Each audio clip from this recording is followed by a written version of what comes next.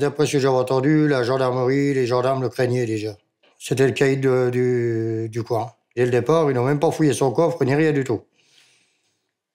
Ils auraient pris des empreintes, fait des relevés d'empreintes dans les moments-là, peut-être qu'ils auraient trouvé quelque chose.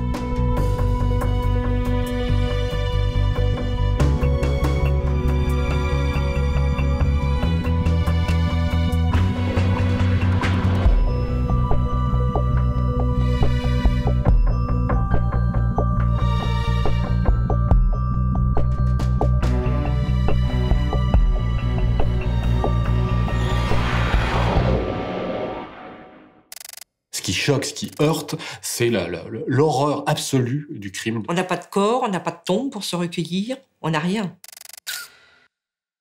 Cachez vos filles, cachez vos femmes, ils l'ont libéré. Moi je dis, Jacquemer est innocent. L'ADN qui a été retrouvé sur le jean de Nelly Adair est celui de Jacquemer. C'est une bombe, ça. C'est une vraie bombe, ça. Je suis innocent aussi, puis je le maintiens. Je n'ai rien à voir de ces affaires, non, rien. Rien du tout. Non.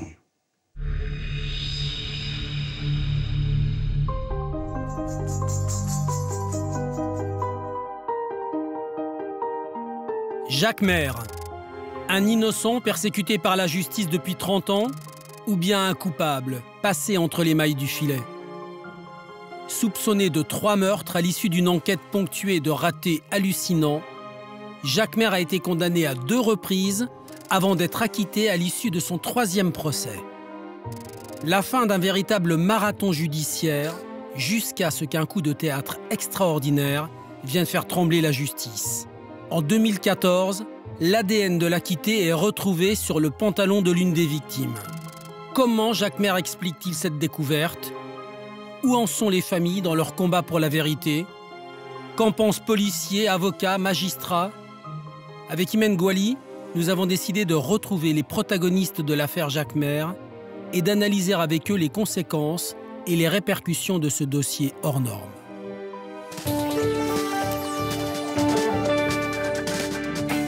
L'ADN parle 27 ans après pour le meurtre d'une jeune mère de famille près de Nancy.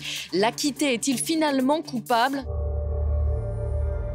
Tout commence le 31 janvier 1987, en Lorraine, à une quinzaine de kilomètres de Nancy. Dans la décharge de Rosières-aux-Salines, une scène macabre. Contre une vieille cuisinière, une jambe sectionnée. À quelques mètres, un corps mutilé. Il s'agissait d'une jeune femme. Il manquait les mains, le visage avait été lacéré, il manquait le nez, les lèvres, une oreille. C'était vraiment... c'était horrible. Sur la scène de crime, les policiers trouvent de nombreux indices. Une bottine de cuir lacérée, un collant, un jean découpé et un couteau taché de sang. Reste à identifier le corps. 2 jours plus tard, les enquêteurs fouillent à nouveau la décharge. C'est dans ce ravin qu'on retrouve, lors du ratissage systématique, le manteau de cuir de la victime. Dans ce manteau taché de sang, les policiers trouvent un carnet de chèques au nom de Nelly Adair. Nelly Adair, une jolie brune de 22 ans, maman d'un bébé de 9 mois et d'une petite fille de 3 ans. La veille de sa mort, elle s'était fâchée avec son compagnon. Le vendredi, vers 18h, 18h10, on s'est disputé. Nelly est partie. Elle a pris son manteau, elle est partie dehors. Je pensais qu'elle allait revenir peu de temps après. Mais Nelly ne revient pas. Inquiet, Michel Miclot finit par prévenir la police. Les enquêteurs s'intéressent tout de suite à cet homme qui a mis 2 jours à signaler la disparition de sa compagne. Il est le dernier à l'avoir vue vivante. La séparation est brutale puisqu'il lui donne une paire de gifles. La jeune femme quitte le domicile et nous, on arrive après en disant bon, qu'est-ce qui s'est passé? Donc, il est tout à fait normal qu'il soit suspecté.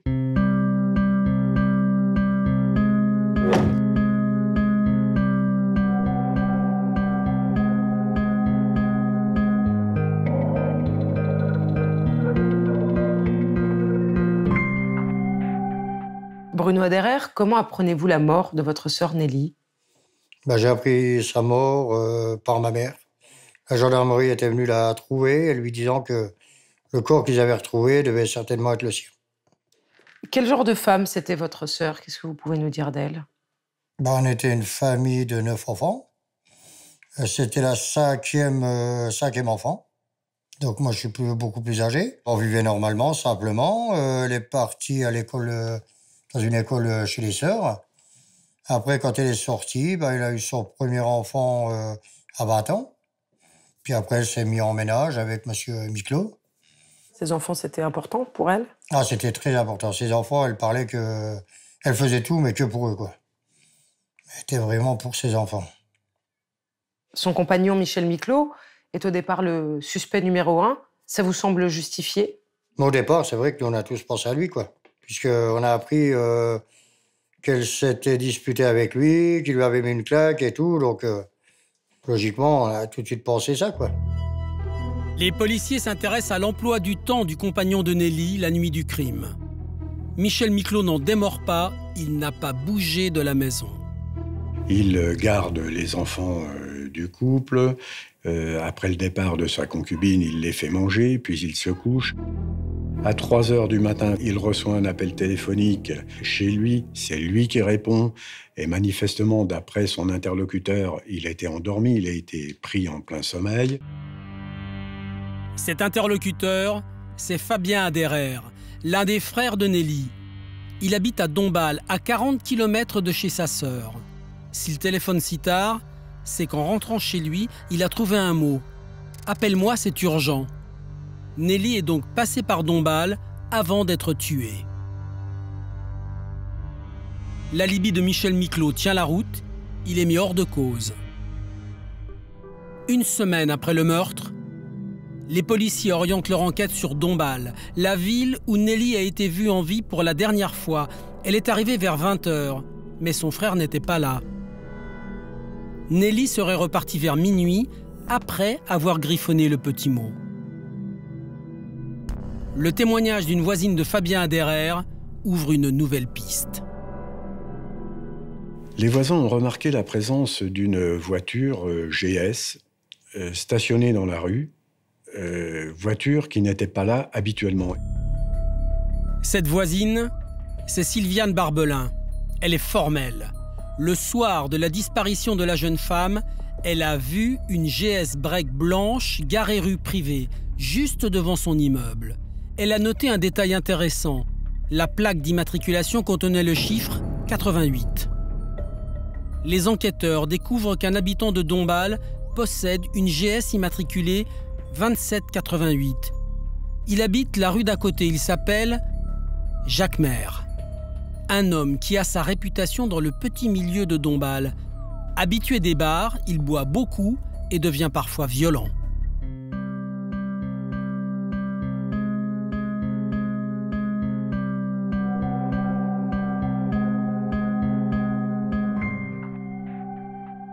Liliane Glock, Jacques Maire a une GS break blanche. Une partie de sa plaque d'immatriculation correspond au numéro de la voiture qui a été aperçue devant le domicile du frère de Nelly Aderer. Comment l'expliquez-vous? Des GS blanches, il y en avait plein. 88, c'est le département d'à côté. Je veux dire, c'est pas quelque chose d'exceptionnel, c'est pas quelque chose de significatif. Enfin, ça cible quand même quelques personnes dont il fait partie. C'est les déclarations d'un témoin. Un témoin, c'est pas la parole d'évangile. Mais il la connaissait. Jacques Maire connaissait Nelly Aderer. Pas du tout. Jacques Maire ne connaissait absolument pas Nelly Aderer. On dit qu'il était un habitué des bars et que c'était un homme violent. C'était un habitué des bars, certes. Un homme violent, j'ai envie de dire, avec ses copains de bringue. Hein. Violent, pas à l'égard des femmes, pas à l'égard des gens normaux, des gens moyens. Et il se bagarrait avec des gaillards de son espèce, c'est indiscutable, jusqu'au point d'être condamné, d'ailleurs. Les soupçons vont se porter sur lui. Est-ce que c'est légitime, d'après vous? Est-ce qu'il a le profil? En fait, les soupçons vont se porter sur lui parce que la police recherche un gaillard qui se trouve à Dombasle au moment du meurtre de Nelly Aderer. Et on mettra Jacquemer en cause en disant « il était là, oui, il était là. Il traînait certainement dans les bistrots à ce moment-là, j'ai envie de dire comme d'habitude. Et c'est la raison pour laquelle on va se dire « tiens, pourquoi pas lui ?» On cherche un octambule, violent, coureur de femmes. Oui, voilà, c'est ça, oui. C'est indiscutable à cette époque-là que ça lui correspond assez. Jacquemer a le profil, il a aussi un alibi. Lorsqu'il est entendu par les policiers, il est catégorique. Cette nuit-là, il était avec sa femme. Son épouse confirme. La piste Jacquemer se referme. Les mois passent, les années. Aucun nouvel élément. Rien qui puisse expliquer le meurtre sauvage de Nelly Aderer. En 1994, le juge d'instruction prononce un non-lieu. Bruno Aderer, après 7 ans d'enquête, le juge d'instruction referme le dossier. Quelle est votre réaction? On était complètement dégoûtés. Hein. Savoir qu'il y avait un criminel qui serait impuni, quoi. Donc on était complètement dégoûtés, quoi. Vous comprenez cette décision? Non, pas du tout. Et que pensez-vous de l'enquête qui a été menée? On ne peut pas appeler ça une enquête. Hein. Pour moi, c'est pas une enquête. Ça a été mal mené depuis le début jusqu'à la fin. Et qu'est-ce que vous auriez aimé qu'il fasse? Qu'il cherche déjà plus rapidement. Hein. Parce que ça a traîné en longueur. Hein. Cette piste, celle de Jacquemer, elle vous semble sérieuse? Ah oui, tout à fait. Tout à fait. Quand j'ai entendu parler de Jacquemer dans la région et de quoi il était capable et tout, on a tout de suite eu des soupçons. Qu'est-ce que vous entendez sur lui? Que c'était un violent, un bagarreur, un pilier de bistrot, un ivrogne, enfin tout, quoi. Et vous imaginez que c'est quelqu'un qui peut s'en être pris à votre sœur? Tout à fait, tout à fait. Vu tout ce que j'ai entendu sur lui, c'est sûr. Ce non-lieu brise tout espoir de connaître la vérité pour vous. Oui. Pour la famille, ce non-lieu est un drame. Pour les policiers, il est synonyme d'amertume et de frustration.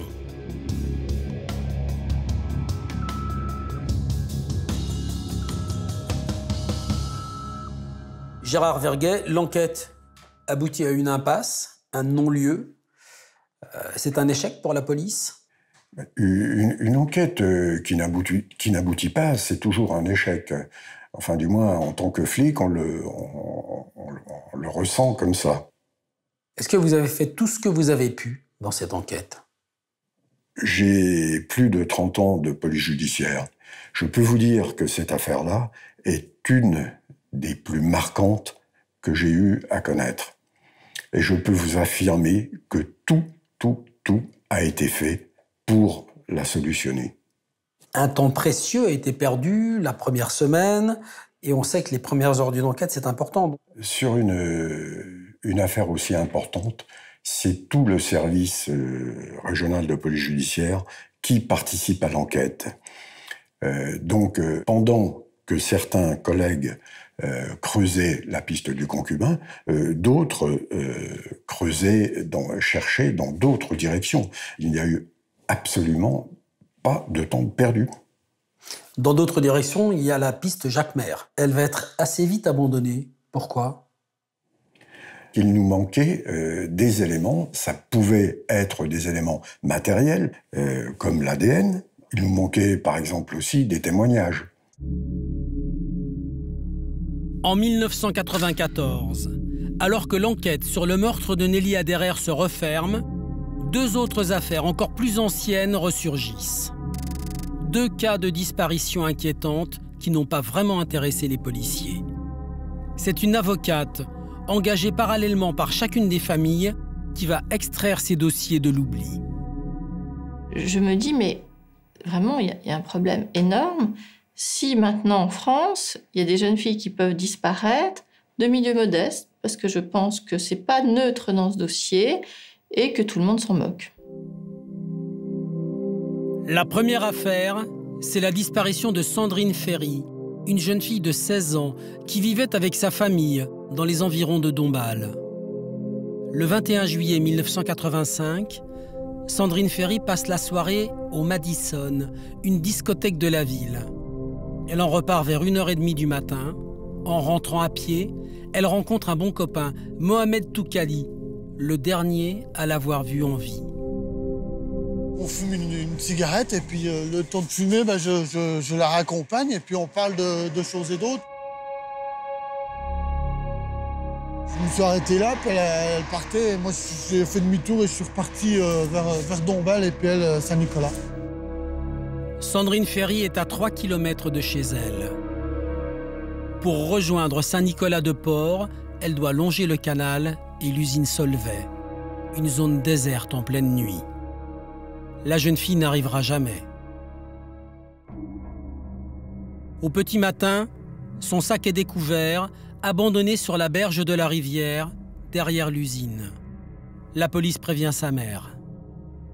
Eux, ils me disent « c'est une fugue ». Mais comme moi, j'y crois pas, donc je vais déjà au commissariat, je vais voir si c'est son sac. C'était son sac avec ses affaires. Bon, il y avait sa pilule dedans, il y avait son maquillage, il y avait son livret de caisse d'épargne, donc elle pouvait retirer de l'argent. Donc, tout ça, on jette pas tout ça. Donc, moi, je me suis inquiétée et je me suis dit, bon, elle s'est fait enlever, c'est pas possible. La mère est inquiète, mais étonnamment pas les policiers. Aucune investigation n'est faite sur le terrain. Son ami, Mohamed Toukali, n'est même pas interrogé. Alors, Nicole Romac décide de mener sa propre enquête. Elle publie des avis de recherche, rencontre les amis de sa fille, recherche des témoins à Dombasle. Mais Sandrine est introuvable. Le temps passe, aucune nouvelle de Sandrine Ferry, et les policiers de Dombasle ne s'en inquiètent toujours pas. Une fois, j'ai eu affaire à un, il m'a dit « Oui, encore l'affaire Ferry, on commence à en avoir marre. Vous n'allez pas nous faire chier, toujours à nous téléphoner. » Donc, je pense que ça aurait été la fille de quelqu'un d'important. Là, ils auraient fait beaucoup plus de choses qu'ils n'en ont fait pour ma fille.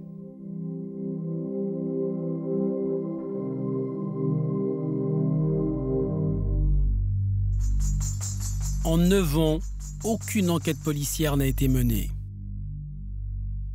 Une adolescente de 16 ans qui disparaît, ça n'inquiète pas les policiers? Je pense qu'ils se sont couverts en respectant au pied de la lettre la réglementation. Et c'était quoi la procédure à l'époque? Les collègues déclenchaient ce qu'on appelle une RIF, une recherche dans l'intérêt des familles.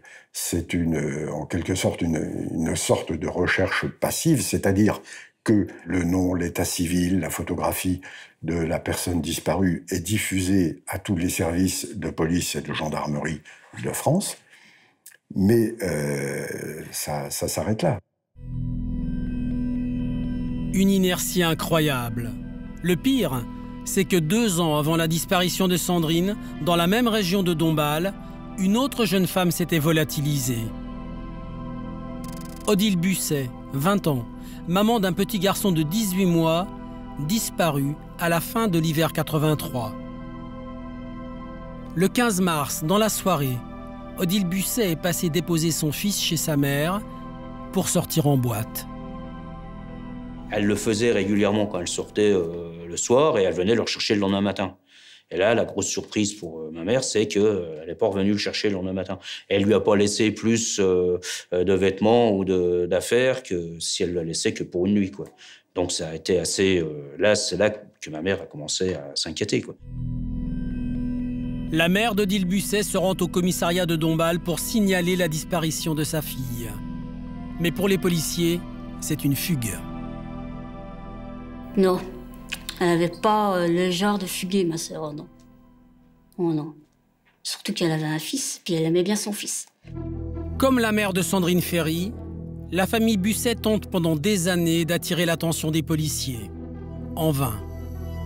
Et je me dis, mais c'est pas possible, quoi. C'est pas la même histoire qui se reproduit. Mais je me dis en même temps, oui, mais il y a déjà un précédent. C'est peut-être possible. En 1995, l'avocate porte plainte pour enlèvement et séquestration. 12 ans après la disparition d'Odile Busset et 10 ans après celle de Sandrine Ferry, 2 informations judiciaires sont enfin ouvertes.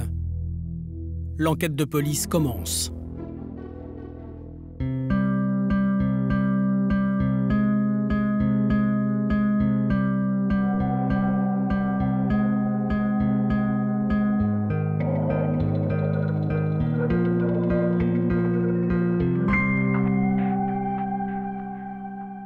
Joël Busset, Odile aurait pu refaire sa vie ailleurs, loin de vous, loin de sa famille, loin de son fils? Loin de nous, c'est pas impossible, ce qui m'étonnerait quand même, parce qu'on est quand même dans la famille quand même relativement liée quand même. On est quand même 9 enfants. 9 enfants, c'est pas... Mais loin de son fils, ça, j'y crois absolument pas. Ça, absolument pas. Elle tenait vraiment à son fils, non. Vous allez voir les policiers? Alors, bon, ma mère, au bout d'un certain temps, voyant que ça n'avançait pas, rien, elle a été voir les policiers de Nancy. Ils l'ont encore plus mal reçu. Ils lui ont dit, c'est pas la première pute qui disparaît. Enfin, bref. Et là, dire ça à une mère qui est dans l'inquiétude où elle était, je me mets à la place de ma mère, ça devait être très, très dur. Parce que moi, j'y ai revu peu de temps après. Elle était encore bouleversée pas mal de temps après. Les années passent. Vous n'avez toujours aucune nouvelle d'Odile. Vous avez encore l'espoir de la revoir vivante? L'espoir diminue de plus en plus parce qu'on essaye de ne pas se le dire entre nous, on essaye de faire en sorte que ma mère n'entende pas ça, mais on arrive à un moment à savoir qu'on est persuadé qu'elle est morte, quoi, qu'on ne la reverra jamais. Quoi. Lorsqu'en 95, votre avocate arrive à faire bouger les choses, quelle est votre réaction? C'est pas l'initiative de la police, hein, c'est l'initiative quand même d'une avocate. Donc moi, le sentiment que j'en ai, je me suis dit, c'est peut-être un peu temps de s'y mettre quand même. Hein. Je pense que la police est peut-être passée à côté d'une affaire. Ces deux pauvres jeunes femmes ont croisé la route d'un assassin. Très vraisemblablement. Vous avez un sentiment de gâchis? C'est dommage. Et vous espérez pouvoir enfin sortir quelque chose après tant d'années? Il est évident que c'est plus difficile de recueillir des témoignages lorsque de nombreuses années se sont écoulées. Les policiers se mettent au travail. Ils commencent par Sandrine Ferry et vérifient l'état civil, les dossiers de l'assurance maladie, les comptes bancaires. Aucun signe de vie. Le compte a toujours été toujours pareil, même au bout de 8 ans. Il n'a jamais été touché.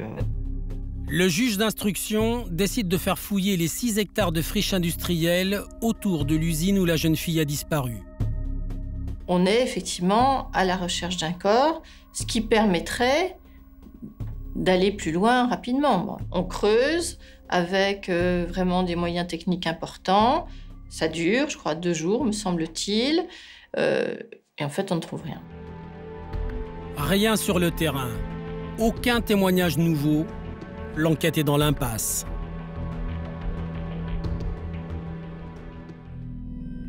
Quant à Odile Busset, les recherches ne débutent qu'en 1996. Dans le maigre dossier, les enquêteurs découvrent un élément intéressant. Une lettre anonyme envoyée à la police judiciaire 7 ans plus tôt, en 1989. Une lettre qui faisait le lien entre la disparition d'Odile Busset et le meurtre de Nelly Aderer. Et qui, surtout, désignait un suspect. Jacques Maire. À l'époque, les policiers avaient enquêté sur cette dénonciation anonyme. Le commandant André Massel avait interrogé la mère d'Odile. Je suis allé voir Madame Busset et j'ai eu la grosse surprise qu'elle me dise « mais c'est Jackie Maire qui a pris ma fille ». Ben, je dis « comment ça, vous savez que c'est Jackie Maire qui a pris votre fille ?» Elle dit « oui, c'est Jackie qui a pris... j'ai un témoin qui m'a dit que c'était Jackie Maire ». Ce témoin, c'est Akima, une copine d'Odile. Le soir de la disparition, devant la maison des Busset, elle a vu une voiture orange ou rouge. Akima, qui était là, est allé demander donc au chauffeur de lui allumer une cigarette. Et lorsqu'elle est arrivée, elle a vu Jacques Maire. Elle lui a dit « ah, c'est toi, Jackie ?» C'est ce qu'elle me dit. En 1983, Jacques Maire possédait une Ford orange. Le témoignage d'Akima était donc crédible. Le commandant Massel avait organisé une confrontation. Donc il a nié les faits, mais elle ne s'est pas démontée devant lui. Elle a dit « mais si, Jackie, tu sais bien que c'est toi, je t'ai vu, tu m'as allumé une cigarette ». Et Jacques Maire a dit « non, c'est pas moi, c'est tout, quoi ». Et puis il a refusé d'aller plus loin. Aussi surprenant que cela puisse paraître, les policiers en restent là. Ils se contentent des dénégations de Jacques Maire. Une voiture orange ou rouge sur la disparition d'Odile Busset, une GS blanche sur la disparition de Nelly Aderer, ça commence à faire beaucoup, non? Si on prend pour argent comptant ce que disent les témoins, il s'agit d'une voiture orange ou d'une voiture rouge, ce qui était extrêmement courant à l'époque. Je veux dire, maintenant, les voitures rouges, les voitures oranges, on n'en voit pas beaucoup. Hein. Mais à l'époque, c'était extrêmement courant. Akima est formelle. Elle dit qu'elle a bien vu Jacques Maire devant le domicile de Madame Busset. Elle dit qu'elle l'a vu discuter avec Jacques Maire. Mais Jacques Maire a discuté X fois avec Odile Busset. Jacques Maire était copain, on va dire, avec le concubin d'Odile Busset. Donc, ça veut dire qu'il connaît Odile Busset, mais ça ne veut pas dire pour ça que c'est lui qui l'a fait disparaître. Et cette lettre anonyme qu'il désigne dans les deux affaires? Personnellement, je la mettrais directement au panier, mais bon, chacun son goût. Pour les policiers qui reprennent l'enquête en 1996, il est urgent de retrouver Akima. 7 ans après sa première audition, ce témoin clé n'a rien oublié. Elle maintient son témoignage contre Jackie. Jacques Maire serait donc le dernier à avoir vu Odile Busset vivante. Alors que ce témoignage vient le mettre en cause, Jacques Maire refuse d'admettre qu'il est venu au domicile de Busset. Après tout, il aurait très bien pu dire « Bah oui, moi j'ai raccompagné Odile Busset chez elle, je suis venu la chercher, puis après, je l'ai déposée ailleurs, j'en sais rien, je ne sais plus ce qui s'est passé. » C'est ça qui est aussi en même temps surprenant. En 1997, 14 ans après la disparition d'Odile Busset, Jacques Maire est mis en examen pour enlèvement et séquestration et placé en détention provisoire. Dans le bureau du juge d'instruction, il nie en bloc. Alors, le magistrat décide de le confronter à Akima. Alors, lorsque je convoque ce témoin, je n'ai pas le temps de la questionner, en fait. Cette déposition commence par les déclarations spontanées où, d'emblée, elle vient quand même, elle défère à la convocation, mais elle tient à me dire tout de suite qu'il ne faut surtout pas tenir compte de ce qu'elle a pu dire, puisqu'elle souffre de problèmes psychologiques, elle ment souvent, elle aime se rendre intéressante, elle a subi la pression du policier. Enfin bref, elle se rétracte totalement de son témoignage antérieur. Le juge vient de perdre son unique témoin à charge. Conséquence, Jacques Maire est remis en liberté. Les enquêtes ne s'arrêtent pas là pour autant. En 1999, dans l'affaire de meurtre de Nelly Aderer, réouverte depuis, une nouvelle langue se délie. Une femme qui s'est tue pendant 12 ans par peur des représailles. Elle s'appelle Viviane Barbelin. Le soir du meurtre, alors qu'elle rendait visite à sa sœur Sylviane, elle a vu Nelly qui attendait son frère dans l'escalier. Quand Nelly est sortie de l'immeuble, elle a vu la fameuse GS blanche, mais elle a aussi vu son conducteur. Viviane, qui se trouvait chez sa sœur, a regardé par cette fenêtre là-haut, qui est entrouverte actuellement au premier étage, et a vu ici Jacques Maire qui sortait la fenêtre la tête par la fenêtre pour la regarder. C'est le témoignage que les policiers attendaient. Jacques Maire est de nouveau arrêté. Il campe sur ses positions, il n'a jamais croisé Nelly Aderer. Il est mis en examen et écroué pour le meurtre de la jeune femme. Les enquêteurs veulent faire analyser les vêtements et le couteau retrouvés sur la scène de crime. Peut-être y trouvera-t-on les empreintes de Jacques Maire. Nouveau coup de théâtre dans ce dossier. Quelque chose qui, encore une fois, me sidère et me navre, mais alors considérablement. On ne retrouve pas les scellés. Les policiers ne désarment pas. 12 ans après les faits, ils décident de fouiller la décharge dans laquelle le corps de Nelly Aderer a été retrouvé. Ils traquent de nouveaux indices, mais pas seulement. Si Jacques Maire a tué les 3 jeunes femmes, les corps de Sandrine Ferry et Odile Busset sont peut-être cachés ici. Le travail est colossal, mais infructueux. Le dossier est trop fragile. En décembre 1999, Jacques Maire est une nouvelle fois remis en liberté. Nouveau coup dur pour les familles. Bruno Aderer, finalement, Jacques Maire a été libéré. Vous comprenez cette libération ? Non, pas du tout. Pas du tout. Tout ça, c'est la justice. Ils n'ont pas assez enquêté. Les preuves, il faut les chercher. Et c'est pas ce qu'ils ont fait. Pourquoi, à votre avis, ils n'ont pas cherché toutes ces preuves ? Là, je sais pas, mais à Dorbal, d'après ce que j'avais entendu, la gendarmerie, les gendarmes le craignaient déjà. C'était le caïd du coin. Dès le départ, ils n'ont même pas fouillé son coffre, ni rien du tout. Ils auraient pris des empreintes, fait des relevés d'empreintes dans les moments-là, peut-être qu'ils auraient trouvé quelque chose. Trouver quelque chose. Un élément, une preuve matérielle. C'est ce que les policiers espèrent. Cette fois-ci, la chance leur sourit. Et un lundi de Pâques, un fonctionnaire de la cité judiciaire, qui fait son métier à fond, j'imagine, cherche partout dans le local où scellés et retrouve la fameuse boîte contenant les scellés. Mais on a perdu encore quelques bons mois. Des expertises sont réalisées sur les vêtements et sur le couteau retrouvé dans la décharge. Pas d'empreinte digitale, aucune trace ADN exploitable. Dans le meurtre de Nelly Aderer, comme dans la disparition d'Odile Busset, l'accusation contre Jacquemer ne tient que sur des témoignages. Pour ce qui est de Sandrine Ferry, rien ne permet de relier Jacquemer à sa disparition. Un non-lieu est prononcé quelques années plus tard. Pour la mère de Sandrine, c'est insupportable. On n'a rien pour faire son deuil. On n'a pas de corps, on n'a pas de tombe pour se recueillir, on n'a rien. Donc on ne peut pas le faire, son deuil. Donc on vit avec ça. On vit avec ça sans arrêt. Toujours, elle est présente là, puis là. En 2004, Jacquemer est renvoyé devant la cour d'assises pour le meurtre de Nelly Aderer et la disparition d'Odile Busset. Le procès s'ouvre le 15 novembre à Nancy. Il encourt 30 ans de prison. Mais la vérité peut-elle encore éclater plus de 20 ans après? J'ignore totalement ce que vont dire les témoins qui sont appelés, tant d'années après les faits, tant d'années après que leur témoignage ait été recueilli. Est-ce qu'ils se souviendront? Est-ce qu'ils voudront se souvenir ou est-ce qu'ils voudront dire la vérité? 2 témoins sont particulièrement attendus.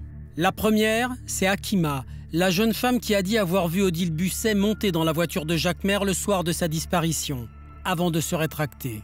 À la barre, elle tient des propos incohérents. Interrogée, elle va expliquer ce qu'elle avait déjà déclaré, les pressions des policiers, pourquoi elle dit qu'elle avait vu Jacquemer, pourquoi elle revient sur ses dépositions. En revanche, Viviane Barbelin, le témoin principal dans l'affaire Aderer, maintient avoir vu Jacquemer au volant de sa GS attendre la jeune femme la nuit du crime. Après 2 semaines d'audience, Jacquemer est acquitté du meurtre de Nelly Aderer, mais condamné à 15 ans de prison pour la disparition d'Odile Busset. Il fait immédiatement appel de cette décision. En 2006, Jacquemer est de retour devant la cour d'assises d'Épinal, dans les Vosges. Cette fois-ci, la justice le reconnaît coupable des 2 crimes. La peine s'alourdit, il est condamné à 20 ans de réclusion criminelle.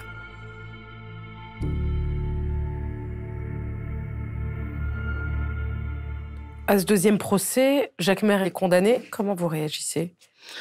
Alors, un peu de satisfaction. On ne sait toujours pas ce qu'est devenu ma sœur. Je pense que j'aurais été beaucoup plus content si on avait su ce qui s'était vraiment passé, quoi. On était heureux, mais bon, moi je trouve qu'il n'avait pas pris assez. Hein. Mais bon, on était déjà satisfaits quand même qu'ils soient reconnus coupables. C'est quand même un soulagement pour vous? Dans les moments-là, oui. Mais ça n'a pas duré longtemps. Jacquemer se pourvoit en cassation. En septembre 2007, rebondissement. La plus haute juridiction annule sa condamnation pour vice de procédure.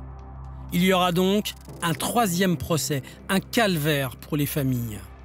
Les victimes vont devoir revivre un 3e procès, avec les auditions, la description du corps de Nelly lorsqu'elle est trouvée sur la décharge, les résultats d'autopsie, les témoignages, les mises en cause de certaines personnes de la famille. Bref, un 3e cauchemar se profile à l'horizon. C'est le procès de la dernière chance qui s'ouvre le 6 octobre 2008 devant la cour d'assises de Metz. Comme toujours, Jacquemer se dit innocent. Il a été condamné à 2 reprises. Cette fois-ci, il est acquitté. Quand j'ai entendu ça, j'ai même dit en sortant, cachez vos filles, cachez vos femmes, ils l'ont libéré. pour nous, restera toujours l'assassin de ma mère, qui a fait disparaître Odile Busset. Maintenant, là, il est là, il fait le beau, il pleure. Pourquoi il chiale, lui? Il a perdu quoi? Rien.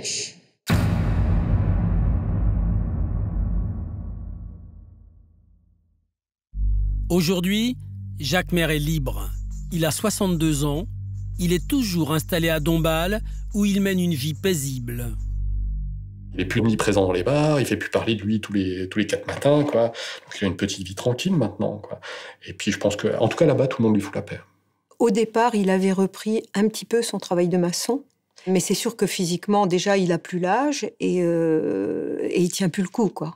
C'est vrai qu'il s'est un peu usé avec la cigarette et peut-être d'autres choses, mais c'est vrai aussi que l'emprisonnement, ça lui a fichu un sacré coup. Il n'est pas resté très longtemps en prison. Bah, le problème, c'est pas la durée. Il a dû rester un peu plus de 2 ans, de l'ordre de 2 ans et demi, je crois, en tout, quelque chose comme ça. Mais le problème, c'est que c'était en 3-4 fois. Donc, ça lui a pourri la vie pendant plus de 10 ans. Il a touché 200 000 € pour détention abusive. Qu'est-ce qu'il a fait de son argent? Eh ben, ça lui a permis de vivre, ça lui a permis de faire plaisir à ses proches, notamment à son fils. Il a vécu avec ça. Il s'est acheté une auto, je crois, voilà.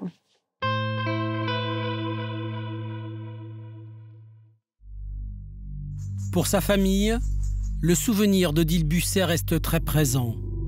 Une famille que la fatalité n'a pas épargnée. Joël Busset, qu'est devenue votre famille après le procès? Le procès nous a quand même beaucoup rapprochés. Parce que, bon, c'est vrai que j'ai un frère qui habite à Bayonne, c'est quand même assez loin. On est tous un petit peu dispersés autour de Nancy. Et ça nous a pas mal rapprochés. C'est quelque chose dont vous parlez encore aujourd'hui? Ah oui, oh ben, sans problème. Hein. D'ailleurs, maman, quand elle était encore, on va dire, valide, consciente, elle en parlait encore assez régulièrement. Hein. De toute façon, on voyait bien qu'elle était un petit peu... Ça l'obsédait un petit peu. Hein. Puis bon, c'est vrai que je peux vous dire qu'elle en a énormément souffert. Hein. Là, elle a des problèmes de santé. Maintenant, elle a Alzheimer, elle est dépendante. Et je pense que ça a dû beaucoup jouer dans l'accélération de son état actuel. J'en suis à peu près certain. Odile avait un fils de 18 mois au moment de sa disparition. Comment ça s'est passé, son enfance? Il a été élevé par sa grand-mère. Bon, j'ai une autre sœur qui avait aussi un fils, ils sont à peu près le même âge. Donc, ma mère a élevé d'ailleurs les deux, parce que ma sœur était fille-mère, on va dire.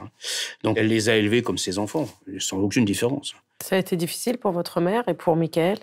Pour ma mère, ce qui était difficile, c'est de ne pas savoir ce qu'était devenu sa fille, de voir aussi que son petit-fils était orphelin, quoi. Michael, je pense, il le montrait pas, mais il était très, très réservé. C'est quelqu'un qui était loin d'être bête, mais qui a pas trop voulu aller loin dans ses études, qui aurait peut-être, à mon avis, pu aller plus loin. C'est pas comme si sa mère était morte, qu'il savait, il y avait une tombe, et que c'est sa grand-mère qui l'élève. Là, c'est plus du tout pareil. Là, sa mère, elle est peut-être quelque part, on sait pas ce qu'elle est devenue, on sait pas ce qui s'est passé. Et ça, je pense que pour un fils, c'est beaucoup plus difficile. En plus, son père ne l'a pas reconnu, donc c'est aussi... il avait ni père ni mère, quoi, en fait. Et il lui est arrivé un drame depuis? Alors, bon, c'est vrai qu'en tout début d'année, la nuit du 4 au 5 février...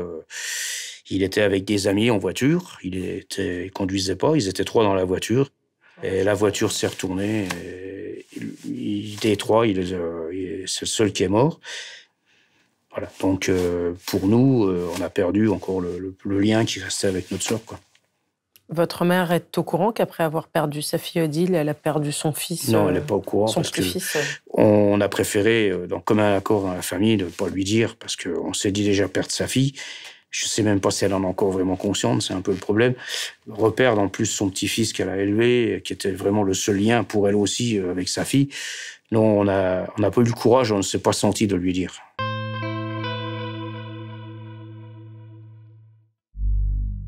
Même souffrance pour la famille de Nelly Aderer. Ses filles doivent apprendre à vivre avec le verdict. Bruno Aderer, comment vont vos nièces, comment vont les filles de Nelly Aderer? Elles le vivent très mal aussi. Hein. Elles n'ont pas de mère, elles n'ont jamais connu leur mère. Voilà, quoi. C'est dur, hein, quand même. Elles ont des séquelles? Chaque coup qu'elles y pensent. Elles jouent la fête des mères, elles y pensent. À son anniversaire, elles y pensent. Voilà, hein, elles sont obligées de faire avec. Hein. Qu'est-ce qu'elles font aujourd'hui? Les deux sont mères au foyer. Elles ont eu des enfants? Elles ont des enfants elles-mêmes, alors pas de grand-mère, forcément. Faut faire avec tout ça à cause d'un... Voilà, quoi. Elles arrivent à se reconstruire? Elles ont du mal, hein, c'est dur. C'est dur. La famille Aderer n'a jamais baissé les bras. Aujourd'hui encore, elle cherche la vérité sur le meurtre de Nelly. J'avais promis à la mère de Nelly Aderer que je ne les laisserais pas tomber et que j'irais jusqu'au bout. Donc je me dois d'essayer de trouver quelque chose pour savoir qui a tué Nelly Aderer en 1987. Pour relancer l'enquête, Maître Babel leur propose de réexploiter l'ADN. La science permet désormais de déceler des microtraces. Grâce à des techniques de pointe, un profil génétique peut être établi à partir de 15 cellules seulement. Il en fallait plus d'1 millier à l'époque de l'enquête. Fin des années 2000, il y a eu le précédent de l'affaire Grégory, qui a été rouverte du fait des progrès de l'ADN. Et donc, l'avocat de la famille Aderer a eu l'idée de demander à la justice de rouvrir l'affaire pour pouvoir procéder à des expertises génétiques, comme pour Grégory, sur ces différentes pièces à conviction. En 2009, une information judiciaire est ouverte afin de procéder à ces analyses. Il faut attendre 2011 pour que les résultats soient révélés. Et là, surprise. Grâce à une tache de sang retrouvée sur la poche intérieure du jean de Nelly Aderer, un profil ADN masculin est mis en évidence. La famille demande que cet ADN soit comparé avec celui des délinquants inscrits au fichier national des empreintes génétiques, mais pas seulement. Je demande, en fait, au juge d'instruction de prendre les 18 premiers suspects du tout début de la procédure et de comparer leur ADN avec les ADN qu'on a retrouvés dans le cadre de ce rapport. Parmi ces suspects, Michel Miclot, le concubin de Nelly Aderer, des proches de la victime et Jacques Maire. On espère que c'est pour fermer définitivement une porte en comparant son ADN. 27 ans, jour pour jour après le meurtre de Nelly Aderer, la ténacité de sa famille va enfin payer. Le 30 janvier 2014, coup de théâtre. Le 30 janvier 2014, je me rappellerai toujours, je suis dans mon bureau à Nancy et j'apprends à 18h que l'ADN qui a été retrouvé sur le jean de Nelly Aderer est celui de Jacques Maire.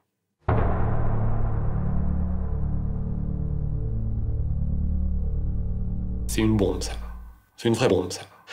Parce que Jacques Maire est censé n'avoir jamais eu aucun contact avec Nelly Aderer. Jamais aucun. Il ne la connaît pas, il ne l'a jamais rencontrée. C'est sa ligne de défense depuis le départ. Dans la vie d'un avocat, c'est quelque chose qui n'arrive qu'une seule fois.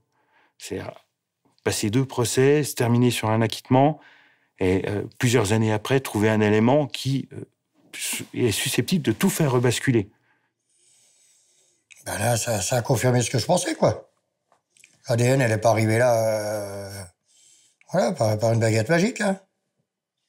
Surtout à l'intérieur du jean, au niveau de la poche, comment il aurait pu? Surtout qu'il l'a bien dit clairement dans les tribunaux, il ne l'a jamais rencontré. Comment son ADN a atterri à l'intérieur du jean?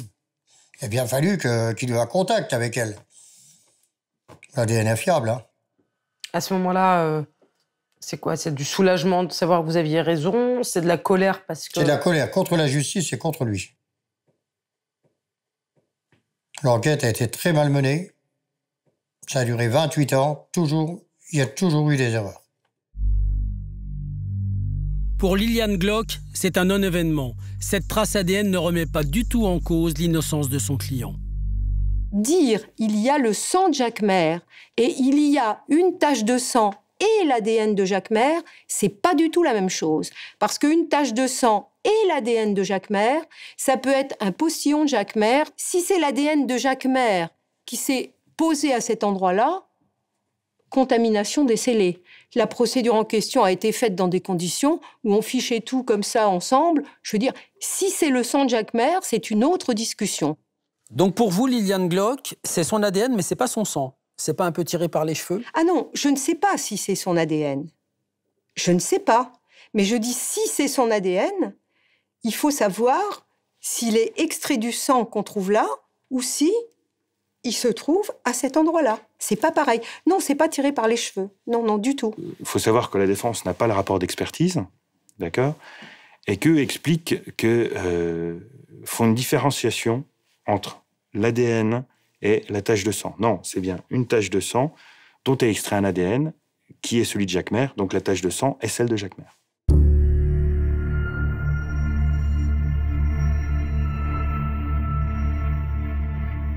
La contamination des scellés est impossible. Et impossible pour plusieurs raisons.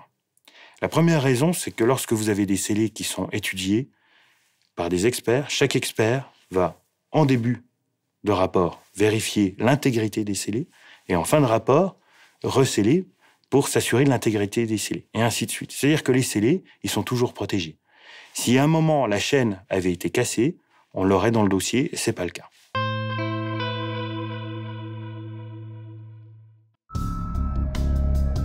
La famille Aderer pense aujourd'hui détenir enfin la vérité. Mais ça ne sera jamais la vérité judiciaire. En l'état actuel du droit, Jacquemer ne peut et ne pourra jamais être rejugé pour le meurtre de Nelly. Philippe Bilger, janvier 2014, ce coup de théâtre intervient dans l'affaire Jacquemer et vous prenez publiquement la parole alors que vous n'avez jamais travaillé sur ce dossier. Pourquoi ? Mais parce que même si je ne suis plus avocat général, le citoyen continue à se passionner pour la chose judiciaire et notamment criminelle. Dans notre philosophie pénale, on ne revient pas sur un acquittement qui a été décidé souverainement par un jury populaire dans le cadre d'un appel, lorsqu'un élément postérieur vient démontrer que cet acquittement est absurde. Parce que ce serait, d'une certaine manière, le priver de la chance qui doit être donnée à l'accusé seul dans notre système. L'acquittement qui a été attribué à Jacquemer, ne permet pas une procédure de révision. Hasard du calendrier, la question a justement été débattue par les parlementaires en juin 2014. Quelques semaines après le rebondissement dans l'affaire Jacquemer, ils se sont alors penchés sur la réforme des procédures de révision des condamnations pénales. Georges Fenech, vous êtes député. À l'époque, vous travaillez sur une proposition de loi. Au même moment, avec un député de la majorité, Alain Tourret, nous avons réformé en profondeur la procédure de révision des procès pénaux, criminels ou délictuels, de façon à permettre plus facilement la révision, la rendre plus transparente. Enfin voilà, une révision qui a été adoptée d'ailleurs à l'unanimité du Parlement. Et à la fin de notre rapport, de nos travaux, est arrivée cette information incroyable. Alors que j'étais plutôt pour les acquittements définitifs, j'ai à ce moment-là revu ma position. Pourquoi ? Vous savez, j'ai une certaine expérience des assises. J'étais moi-même avocat général en cour d'assises. Un acquittement, un jury populaire qui acquitte, à tort ou à raison, c'est un acquittement. Il fallait à un moment dire que la justice avait tranché définitivement. Mais la police scientifique a tellement fait de progrès. Les preuves ADN, les odeurs, les écritures, les arts... un tel progrès qu'aujourd'hui, on est en capacité d'identifier des auteurs qui ont été acquittés. Philippe Bilger, la science doit-elle faire évoluer le droit ?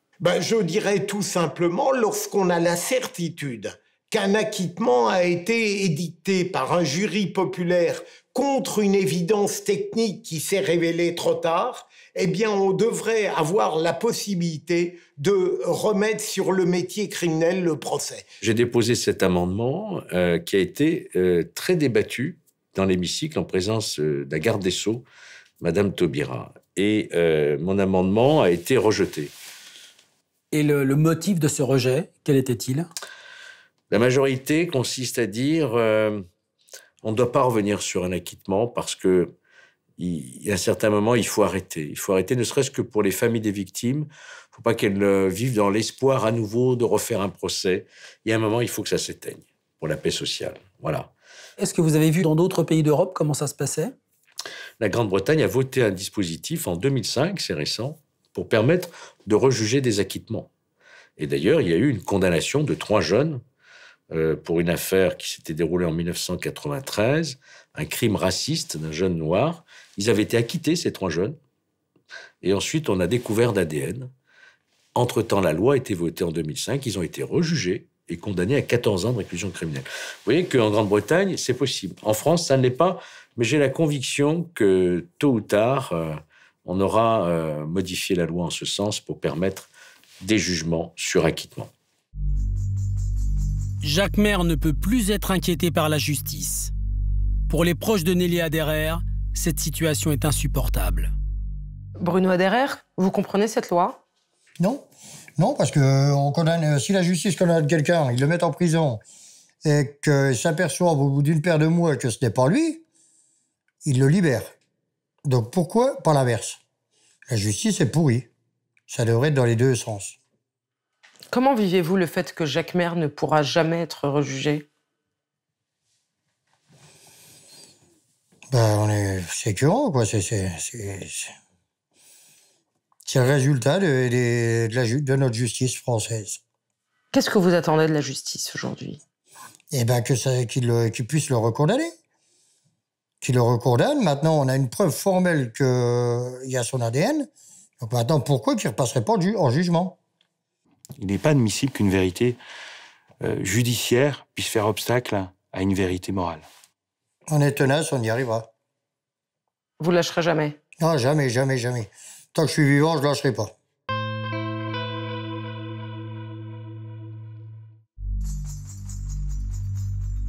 En droit, Jacquemer est innocent du meurtre de Nelly Aderer et de la disparition d'Odile Busset, un statut qu'il continue de défendre aujourd'hui. Je suis innocent aussi. Je connaissais Odile Busset, je connaissais par rapport à son mari, je connaissais bien son mari, mais autrement, je n'ai rien à voir dans ces affaires. Non, rien. Rien du tout. Non.